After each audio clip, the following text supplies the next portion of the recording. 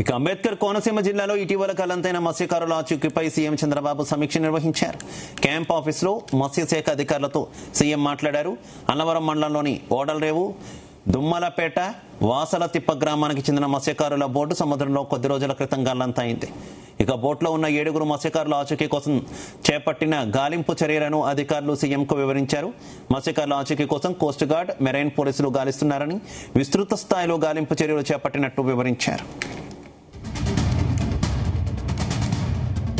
ఇక వేటకు వెళుతున్న మత్స్యకారులకు సాంకేతికంగా అందుతున్న సాయం, రోజువారీ సమన్వయ వ్యవస్థలపై సీఎం సమీక్షించారు. ఘటన జరిగిన తర్వాత రియాక్ట్ అవడం కాకుండా ఇటువంటి ఘటనలు జరగకుండా ఎస్ఓపీ అమలు చేయాలన్నారు. అన్ని శాఖలు సమన్వయం, సహకారంతో మత్స్యకారులు ప్రమాదాల బారిన పడకుండా చూడాలన్నారు. 3వ తేదీన వేటకు వెళ్లిన 7 మత్స్యకారులు 10 రోజుల తర్వాత తిరిగి వస్తామని కుటుంబ సభ్యులకు చెప్పారు. మత్స్యకారుల గల్లంతపై వారి కుటుంబాలు 16వ తేదీ అధికారులకు సమాచారం ఇచ్చారు. ఇక కోస్ట్ గార్డ్ సహాయంతో గాలింపు చర్యలు చేపట్టినట్టు అధికారులు వివరించారు. చెన్నైలోని కోస్ట్ గార్డ్ హెడ్ క్వార్టర్స్ లో ఇప్పటికే మాట్లాడినట్టు రాష్ట్ర మత్స్యశాఖ అధికారులు తెలిపారు. ఏపీకి చెందిన బోటు మిస్సింగ్ పై బంగ్లాదేశ్, అండమాన్, చెన్నైలోని కోస్ట్ గార్డ్ ఉన్నతాధికారుల ద్వారా సమాచారం సేకరించారు. నేవీ డార్నియర్ విమానాల ద్వారా 216 నాటికల్ మైల్స్ వరకు గాలింపు జరిపినట్టు వివరించారు.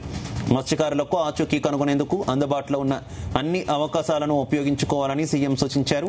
బాధిత కుటుంబాలకు బాసటగా నిలవాలని అధికారులకు సీఎం చంద్రబాబు ఆదేశించారు.